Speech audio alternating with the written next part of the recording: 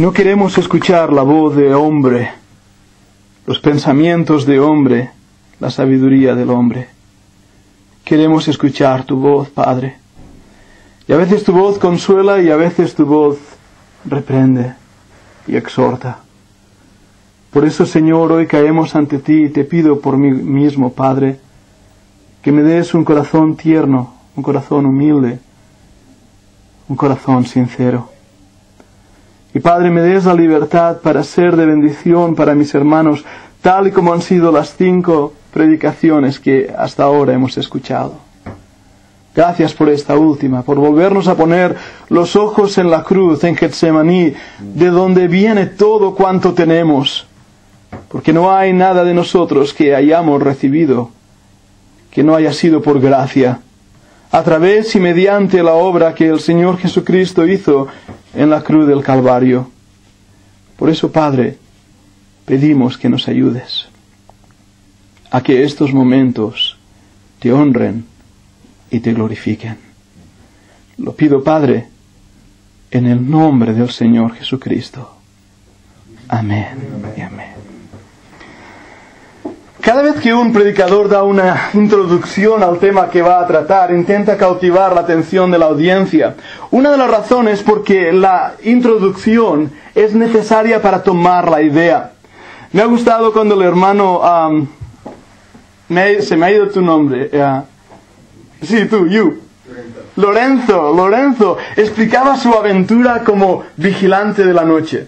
No sé cuántos habéis sufrido esa aventura, es tremenda. Realmente nos sirve a entender el concepto de velar. No importa las palabras griegas, ya las miraremos si hay tiempo, pero la idea es bien sencillo. Velar quiere decir no dormir. Es bien claro, ¿verdad que sí? Ahora, todos hemos estado en la mili, o casi todos, y siempre hablamos de la mili. A los que hemos estado en operaciones especiales no hablamos de todo. Simplemente hay cosas que preferimos no hablar de ellas. Pero dejadme usar esto como introducción al mensaje que me va a servir de ejemplo. Tuvimos una vez un pequeño entrenamiento que mis compañeros le llamaban la Semana del Infierno. No sé por qué le llamaban así. Yo me lo pasé bomba, como dicen en español, me lo pasé muy divertido. Pero entre una de las cosas que hicimos durante esa semana, simplemente era no dormir. Mi sargento primero no nos dejaba hacerlo. Después de 24 horas empiezas a tener ciertos efectos de no haber pegado ojo. Después de 48 horas empiezas a tener otros efectos de no haber pegado ojo.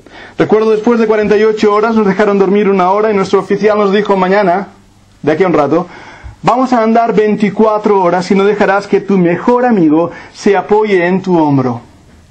Más o menos esto es lo que pasa. Tu cuerpo empieza a temblar. Notas que tus ojos se cierran y para ayudarte en tu respiración cambias. No puedo dormir, tengo que velar, tengo que estar despierto. De repente empiezas a notar que tu perspectiva de todo cuanto se mueve alrededor es ahora diferente. Se produce lo que yo llamo una visión tubular. Es decir, no eres capaz de ver todo lo que te rodea. Solamente te centras en algo y piensas que en ese algo va a pasar y estás ahí mirando fijamente. Todo se vuelve más lento. Si disparas, parece que el clic, el clock, todo es más lento. Ves el cartucho salir, caer al suelo de una manera que ni lo imaginas.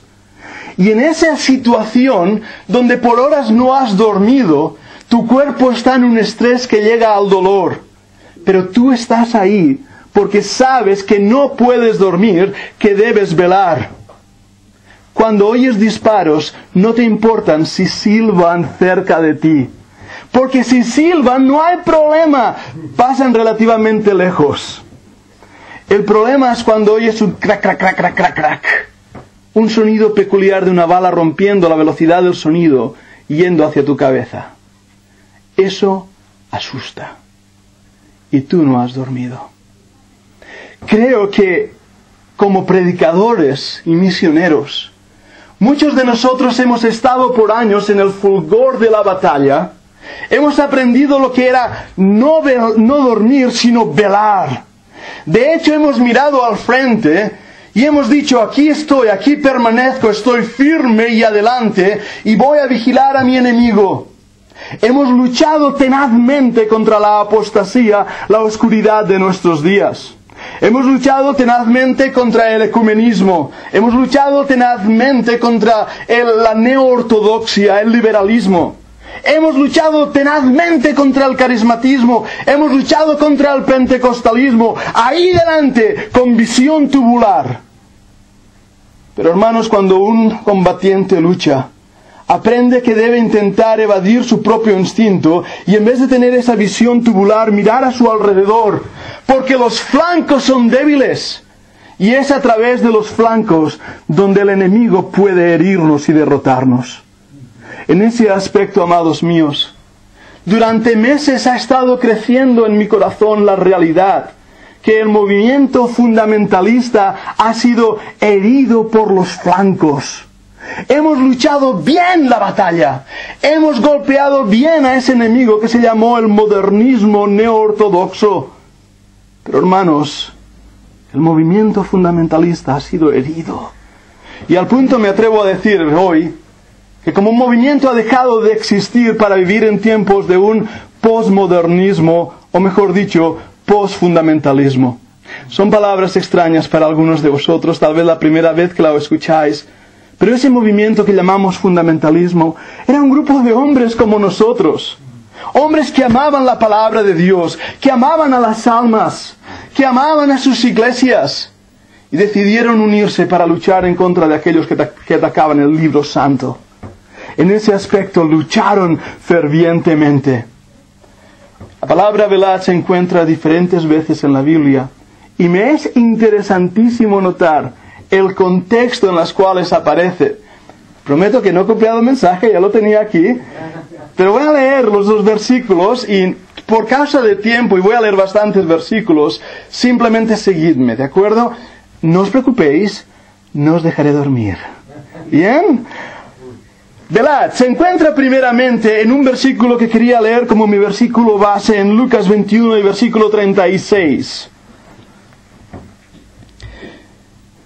Hablando el Señor Jesucristo, dijo, velad pues en todo tiempo orando que seáis tenidos por dignos de escapar de todas estas cosas que vendrán y de estar en pie delante del Hijo del Hombre. Lucas 21, 36. En el libro de Hechos, capítulo 20, versículo 31, dice, por tanto, velad, acordándoos que por 3 años de noche y de día no he cesado de amonestar con lágrimas a cada uno. Primera de Corintios 15, 34. Velad debidamente, qué interesante, velad debidamente y no pequéis, porque algunos no conocen a Dios, para la vergüenza vuestra lo digo. Primera de Corintios 16, 13. Velad, estad firmes en la fe, portaos varonilmente y esforzaos. Este es un versículo para enmarcar en nuestros despachos, ¿verdad que sí? Otro versículo en 1 de Pedro 5:8, sed sobrios, el hermano lo comentaba hace poquito, y velad porque vuestro adversario el diablo, nuestro adversario cual león rugiente anda alrededor buscando a quien devorar. Otro versículo, Mateo 25:13, velad pues, porque no sabéis el día ni la hora en que el Hijo del Hombre ha de venir. Y por último, en Mateo 26:38, entonces Jesús les dijo, mi alma está muy triste hasta la muerte. Quedaos aquí y velad conmigo. No quería esconderme haciendo eso. Quedaos aquí, no os durmáis, velad conmigo. En esos contextos se refieren a 5 contextos diferentes en los cuales debemos velar. El primero, con el tiempo del fin. Debemos velar en el tiempo del fin, o relacionado con el tiempo del fin. Debemos velar en estos últimos días. En segundo contexto se refiere a guardar las enseñanzas apostólicas para no ser engañados por los falsos profetas y sus falsas enseñanzas. Debemos guardarnos en el tiempo del fin, debemos velar, y en segundo lugar debemos velar para no aceptar las falsas doctrinas. En tercer lugar, debemos velar para no caer en la tentación, en las garras del diablo. Nuestro adversario el diablo anda alrededor mirando a quién devorar. Debemos velar. ¡Estad alerta! En cuarto lugar, y esto es importante, tiene que ver con el carácter. Hemos leído, velad, portaos varonilmente. Tenemos que velar porque nuestro testimonio, nuestro carácter está en juego. Debemos velar por ello. En quinto lugar, tiene que ver con la vida de oración, para que podamos estar firmes hasta el fin. 5 contextos que ya han sido mencionados en diferentes predicaciones, en las cuales el Señor nos está diciendo, hijo mío, vela, vela, mantente guardado, vigilando. Y eso me lleva a una segunda palabra, a un segundo sinónimo que aparece en la Biblia que no hemos mencionado. Y es interesantísimo. La palabra velar es también traducida en otros lugares como la palabra guardaos. Y es interesante porque nuestra buena Biblia, Reina Valera, siempre dice guardaos, guardaos, guardaos, aunque son 5 palabras griegas totalmente diferentes una de la otra. Dejadme leer algunos de estos versículos. Dicen, por ejemplo, estoy en el Antiguo Testamento, luego iré a él, pero dice en 1 de Juan 5:21, hijitos, guardaos de los ídolos. Esa palabra ahí tiene la idea de vigilar, de estar atenta. En inglés decimos watch out, vigila en catalán. En 2 de Pedro dice, así que vosotros, oh amados, sabiéndolo de antemano, guardaos, no sea que arrastrados por el error de los inicuos, caigáis de vuestra firmeza. Guardaos, guardaos. Hay otra segunda palabra, esta vez también del griego, donde nos dice, guardaos de los perros, guardaos de los malos obreros, guardaos de los mutiladores del cuerpo. Uf, ¡qué versículo tan tremendo! Guardaos. Les decía también ahí en Marcos 12:38, el Señor Jesús, hablando, dice, guardaos de la doctrina, ¿de quién? De los escribas y de los fariseos. Guardaos. Guardaos. En Mateo, capítulo 10, versículo 17. Guardaos de los hombres, porque os entregarán a los concilios, y en sus sinagogas os azotarán. Guardaos. Vigilad. Estad atentos. Un último versículo, Mateo 7, versículo 15. Guardaos de los falsos profetas, que vienen a vosotros con vestiduras de ovejas, pero por dentro son lobos rapaces. Guardaos. Guardaos. Mateo 16:6, apuntemos este también. Jesús les dijo, mirad, mirad, guardaos de la levadura de los fariseos y de los saduceos. Guardaos. En el tiempo del fin, el error crece. Y el Señor nos está diciendo, guardaos. Iba a preguntarle a mi brigada, pero no lo voy a poner en este compromiso. ¿Cuál es la imaginaria más difícil? La tercera. La tercera. Lo sabía. De verdad, lo sabía. Sabía que era esa. De hecho, esto es invención de los romanos. Ya en la Biblia, cuando leemos la Biblia, encontramos que habían 3 imaginarias. Para los que no habéis estado en la mili, 3 veladas. Uno empezaba, cambiaban las horas, no vamos a entrar en ello. Pero la tercera, ¡wow! Era ahí cuando tenías que mantener los ojos abiertos. Tenías que, esa visión tubular que me refiero. La tercera. Adivinad en qué vigilia nos ha tocado velar hoy. Hermanos, estamos viviendo en el último tiempo. Amén. En la última hora. El Señor Jesucristo fue claro diciendo que en ese último momento la apostasía crecería grandemente. En ese mismo momento muchos dejarían la fe. Hermanos, Dios nos ha llamado para la última batalla, para el último poste de mantener la bandera en alto. Y somos nosotros los que estamos viviendo en los tiempos más difíciles aparentemente de la historia. No nos queman, no nos persiguen.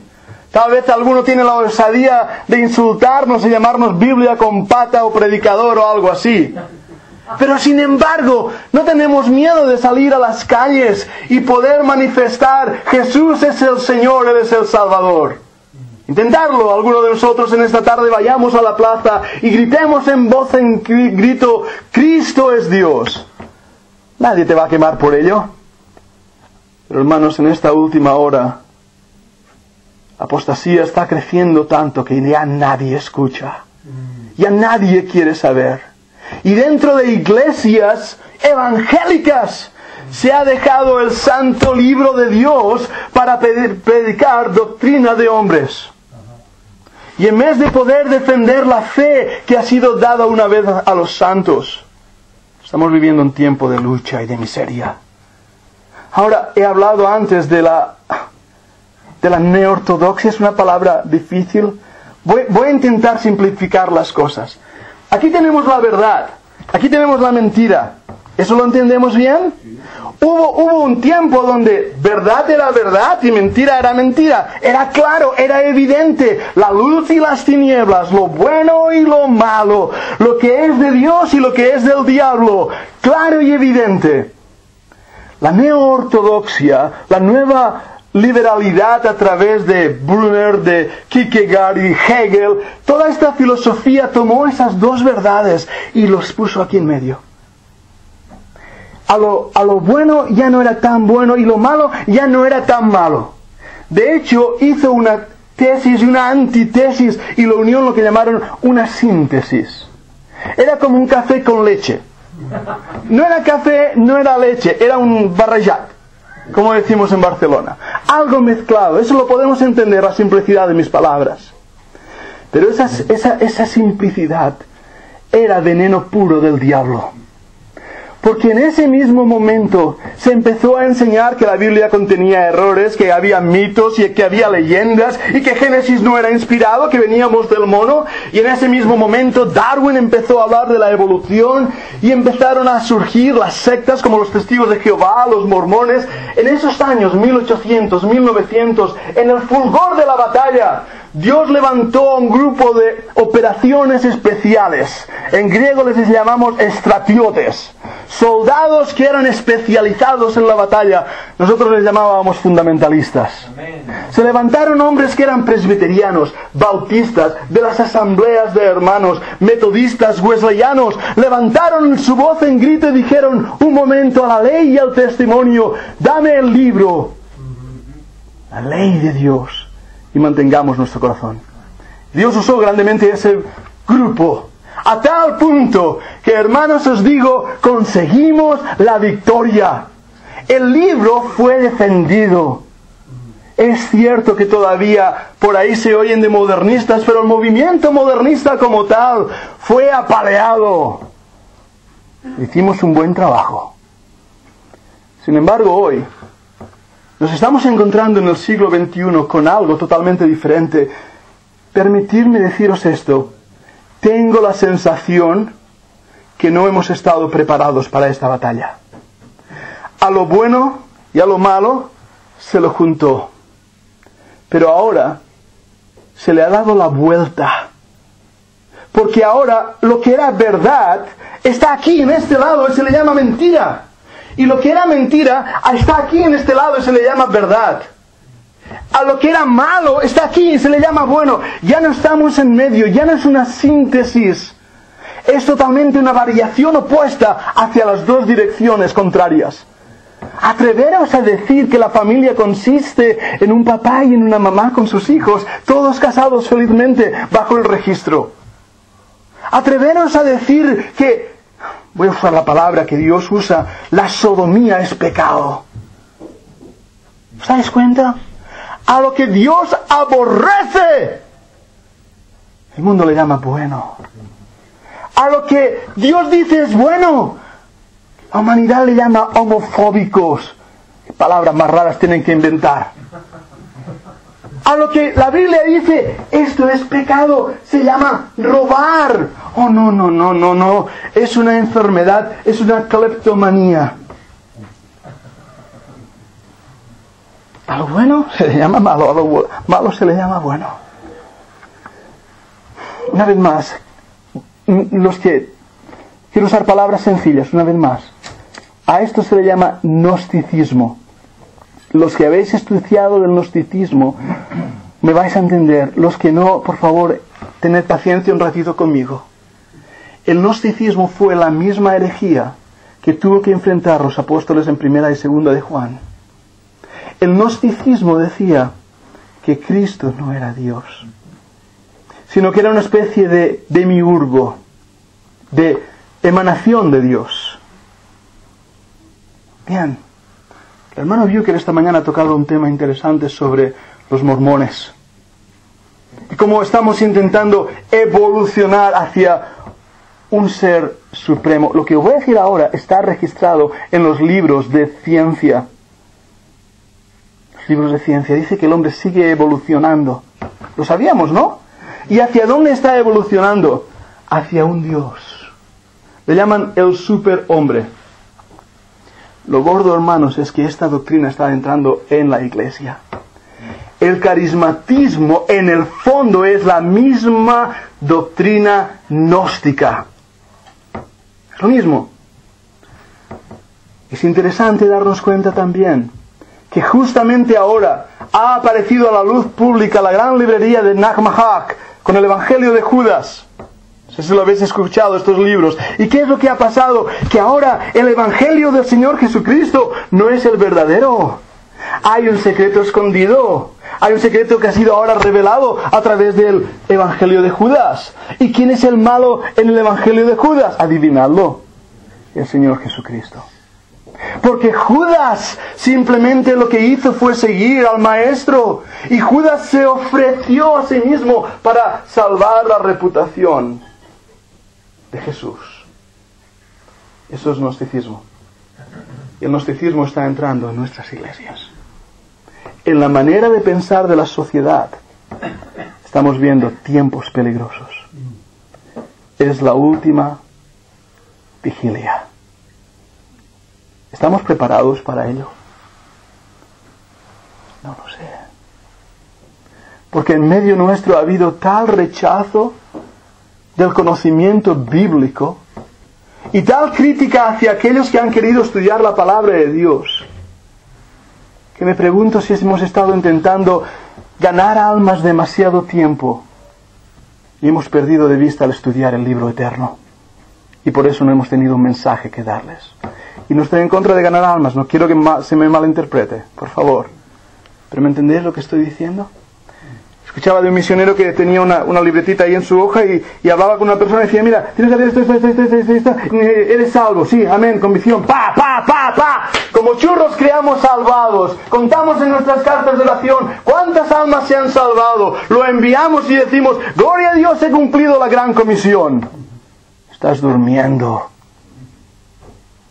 La salvación pertenece a Jehová y si hay algo que sale de bueno en nuestro ministerio es por la gracia de Dios. Tenemos que entender esto. Me dirás, pero Pedro, ¿estás diciendo que estos ataques vienen directamente a nosotros? Sí, el Señor dijo, tened cuidado, velad, porque vendrán falsos profetas en el tiempo del fin y entrarán si fuera posible. Tened cuidado de las falsas enseñanzas. Antes de tocar este tema, no quiero... A ver, ¿cómo digo esto? No quiero...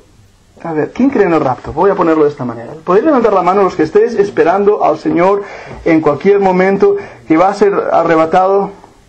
¿Creemos todos en el rapto? ¿Podéis bajar la mano? ¿El Señor viene pronto? Amén. ¿Estás preparado? ¿Jordi no está seguro? ¿Puedo hablar a Jordi un momento? Es que, Jordi, mira, si tú no estás preparado, tú te quedas. Amén. ¿Qué os parece eso? ¿Es bíblico? No. ¿Seguro? Miradlo bien en vuestra Biblia, no sea que escuchéis desde este púlpito algo erróneo. La Biblia dice que cuando el Señor Jesucristo venga, la iglesia va a ser arrebatada. La palabra iglesia ha sido mal usada, mal interpretada y usada como le ha dado la gana. Pero el Señor Jesús habló de mi iglesia. Y dijo que las puertas del Hades no iban a prevalecer contra ella. Hermanos, esa palabra no es defensiva. No estamos ahí defendiéndonos. Es, como lo decimos en términos militares, ofensiva.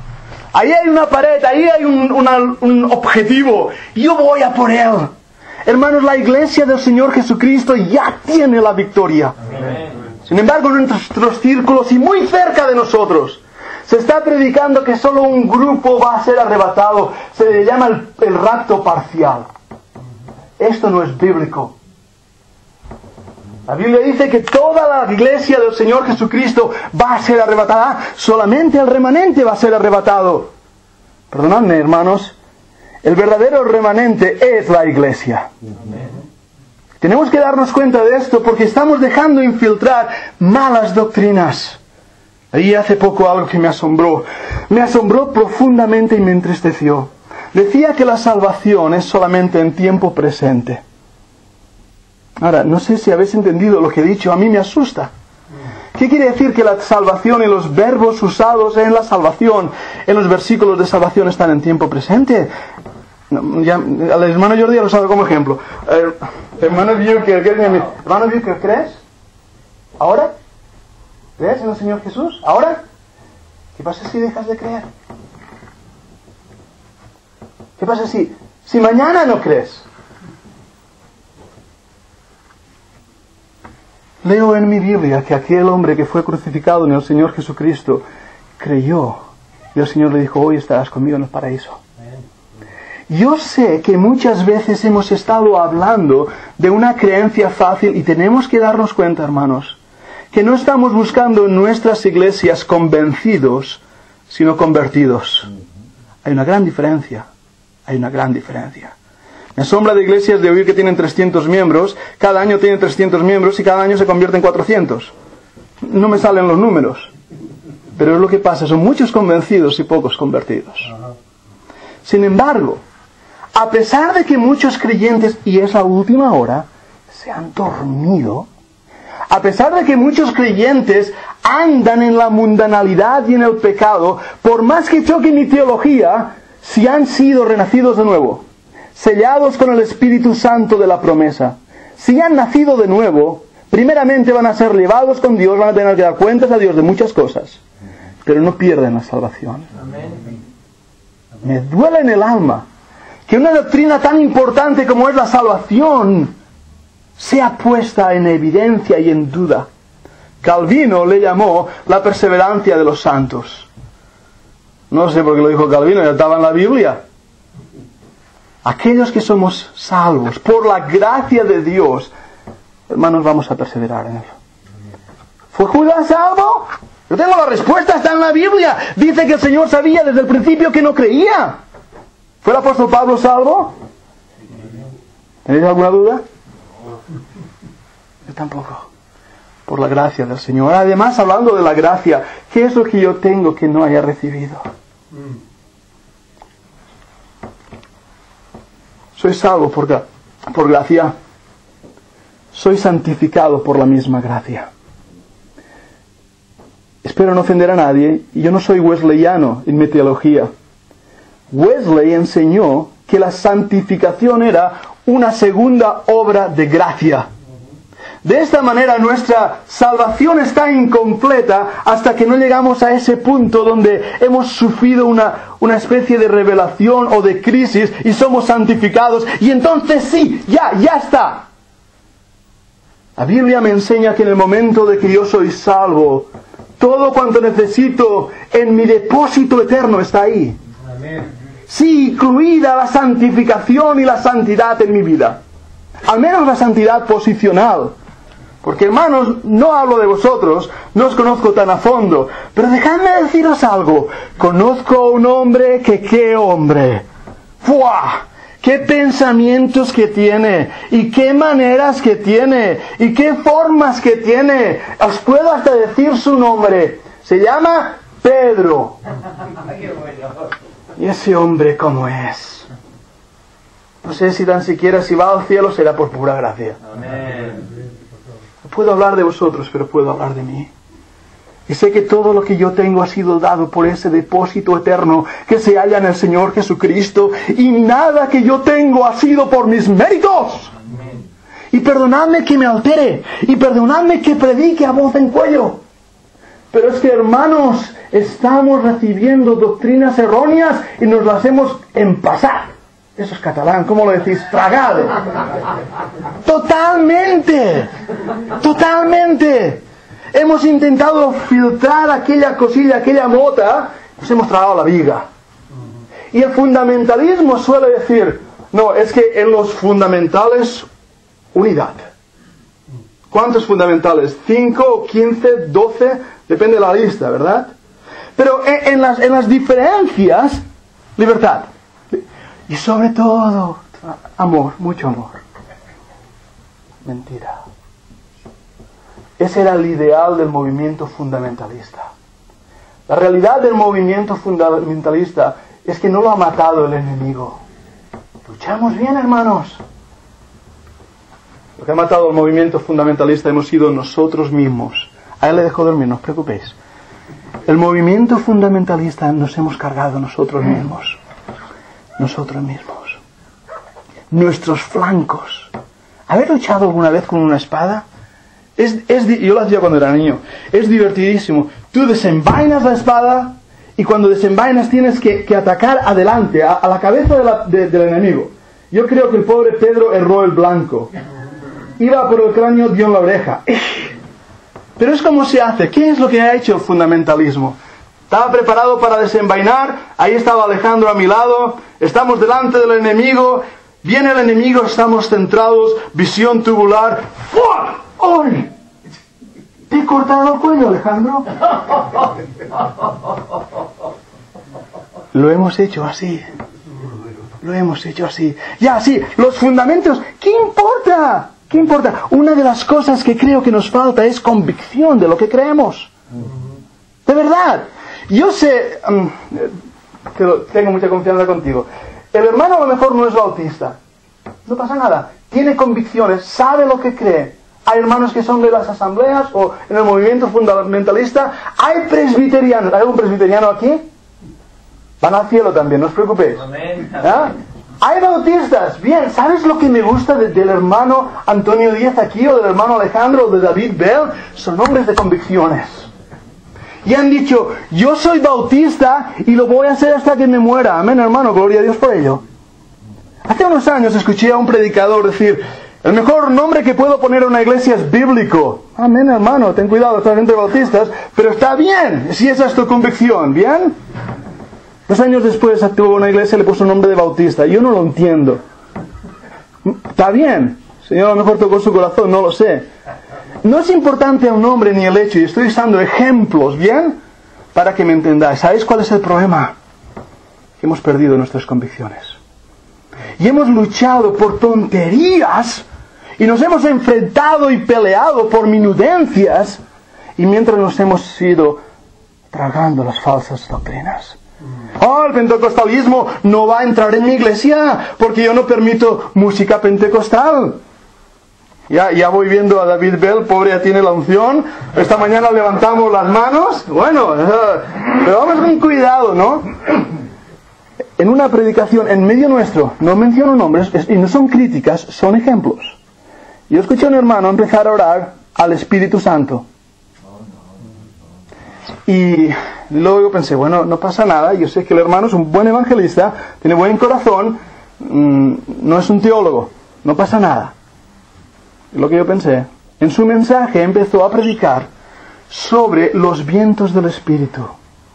Y la necesidad tan importante de ser lleno del Espíritu, que hasta el mismo Señor Jesucristo necesitó ser lleno del Espíritu para su ministerio terrenal aquí en la tierra. No sé si lo habéis pillado esto, hermanos, pero la Biblia me dice que en Cristo habita toda la plenitud de la deidad. Si Él necesitaba la plenitud del Espíritu, es que no estaba lleno. Por lo tanto, el hermano estaba predicando un error doctrinal importante. Y no hizo distinción entre la llenura de la plenitud del Espíritu, o la unción del Espíritu, o el bautismo del Espíritu. Y ese viento del Espíritu se convirtió en un viento del error. Vigilemos. Porque de esta manera uno empieza orando al Espíritu Santo y él decía que estaba bien. Y termina predicando errónea doctrina en cuanto al Espíritu Santo. Vigilemos. He hablado de la falsa doctrina y lo que estoy haciendo es buscando en mi propio 5 puntos que os he dado y corriendo en ellos un punto importante también, tiene que ver con nuestro testimonio. Voy a dedicar poco tiempo a esto, aunque desearía dedicar mucho. Hermanos, nuestro testimonio está en juego. En juego. No penséis que es la santidad de física o convicciones personales. Yo creo que todos las tenemos de una manera u otra. Pero una vez más, cuidémonos que sean convicciones, no conveniencias. Cuidémonos de que mi convicción respecto a lo que hago y no hago, digo y no digo, es realmente porque lo veo de la palabra del Señor. No porque hoy me conviene y mañana lo dejo. Esto es importante. Yo sé que entre nosotros hay convicciones diferentes. Y dejadme decir, yo también aprendo y cambio. A veces he hablado con algunos de vosotros y me habéis dado lecciones espirituales tan tremendas para mi vida. Que he dicho, Señor, yo estoy siendo débil en estos puntos. Ayúdame a ser más fuerte. Pero habiendo dicho esto, digo una cosa. Nuestra santidad no viene por las convicciones. Las convicciones vienen porque somos santos. Y porque nuestro deseo es guardarnos, protegernos de cosas que a lo mejor nos harían a nosotros caer, a otros no, pero a nosotros sí. Por eso son convicciones personales. Y tengamos cuidado para no mirar solamente lo exterior. Guardaos de la doctrina de los fariseos. La palabra fariseo del griego quiere decir puro. Buscaban la santidad. Pero se olvidaron de algo. El corazón. El corazón. Yo puedo sacar de mi armario mi traje militar, todavía lo guardo, y las botas, hice un acto de entierro con ellas. Habíamos pasado tantas aventuras que las tiré a un lago y las saludé. Lo que hice con mis botas militares, pero tengo unas nuevas. Puedo ponerme mi traje militar, puedo ir a mi hermano, saludarle como bien me enseñaron, con mi pecho fuera, mi cabeza levantada, y puedo decir, aquí estoy, voy a entrar en el cuartel, soy un soldado porque mis ropas lo manifiestan. El hermano me dirá, tu carné. Y empiezan los problemas. Nuestra apariencia no nos hace santos, porque somos santos. Nuestra apariencia, es decir, modus vivendi, modus operandi, va a cambiar. Va a cambiar. Y perdonadme que os diga esto, pero tenemos que tener un corazón quebrantado cuando hablamos de la santidad. Quebrantado. No estemos en un altar de santismo donde pensemos que somos mejores que nadie, que ya hemos alcanzado el plató y nivel espiritual y caigamos en menosprecio de aquellos que, pobrecitos, todavía no han visto la luz. Recordemos de dónde vinimos. Recordemos cuando el lodo estaba ante nuestras orejas. Y Dios tuvo misericordia de nosotros. Recordemos que nosotros también somos salvos por gracia y limpios en la sangre. Y seamos misericordiosos con aquellos que todavía no han alcanzado nuestra espiritualidad. ¿Y qué digo de nuestra humildad? Murray habló de un libro tremendo, La humildad, la perla de la santidad. Nunca me he atrevido a predicar de la humildad, el día que lo haga voy a perderla. Es el problema de la humildad. ¿Quién de nosotros es humilde? Nadie. Ahí está Alejandro. ¿Cuánto nos queda? ¿Cuánto nos falta? Hemos castigado la apariencia externa, pero hemos permitido, voy a ser tan franco, hemos permitido la chulería desde los púlpitos. ¿Ah? Yo puedo venir aquí y decir, voy a predicar, soy el doctor Pedro Piñol. A mí me llaman pera en la iglesia. No tiene nada que ver con la manzana, es mi nombre, en catalán. Yo puedo venir aquí y ser un bravucón, un bravucón. Dios nos rompa el corazón. Yo sé lo que es llorar en el pastorado, hermanos. He escuchado esta mañana el testimonio de 2 pastores. ¿Acaso hay algún pastor entre nosotros que no haya llorado y haya sido quebrantado? ¿No haya sido casi criticado? Yo tuve que corregir a un hermano por causa del orgullo, por causa del pecado, por causa de su carácter. La Biblia dice, quítense de vosotros todo enojo y maledicencia e ira. Y lo tuve que trabajar. ¿Sabéis qué hizo? Se enfadó conmigo, se fue a otra iglesia. Ahora él hace ahí lo que antes hacía en la nuestra. Pero por supuesto, ¿quién es el malo de la película? Yo. Porque hice lo que la Biblia me enseña que como pastor yo debo hacer. Y hermanos, ¿cuántas veces nos encontramos ahí? Y no somos entendidos. Hermanos, ¿cuántas veces hemos cortado el cuello a aquel que luchaba a nuestro lado? Simplemente porque no vestía como nosotros. Porque no olía como nosotros. Porque no hacía lo que nosotros hacemos. Y no estoy dando excusas para que nos vayamos a la mundanalidad. El neoevangelicalismo es una manera de vivir, una filosofía. No es un insulto. Hemos dicho a gente, eres un neoevangélico. ¿Por qué?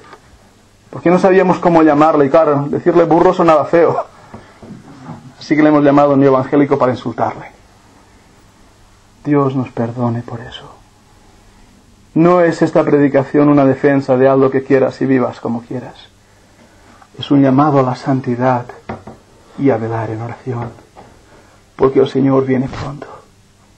Porque el Señor viene pronto.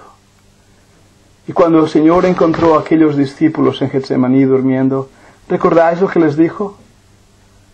Dormir ya y descansad. Tal vez en medio de velar tengamos que ponernos de rodillas y descansar. Porque después de mucho velar, el sueño aterrador puede destruirnos.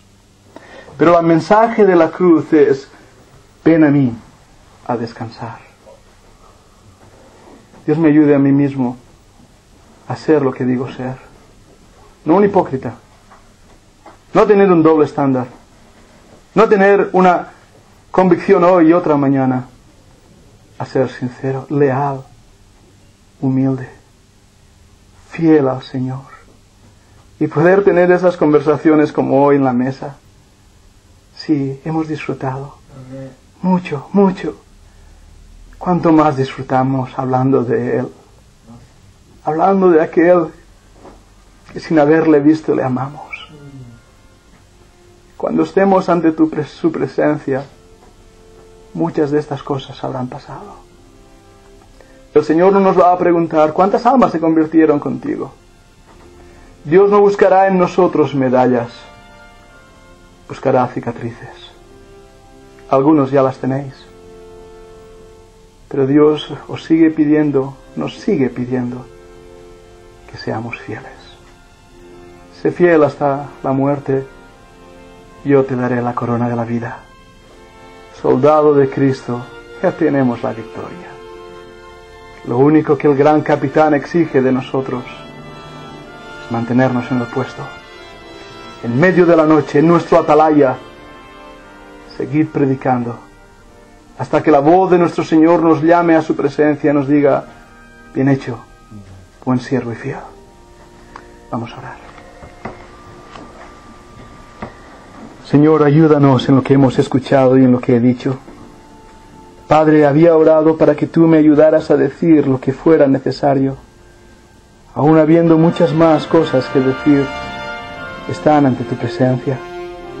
Y te pido que nos ayudes a buscar la santidad y el temor del Señor, a vivir una vida ante tus ojos irreprensibles, a guardarnos y velar para no caer en tentación. Y haz que estas 24 horas de oración hayan puesto fuego en nuestra alma.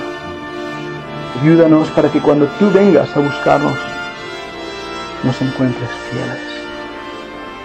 Lo pedimos en el nombre del Señor Jesucristo. Amén. Amén.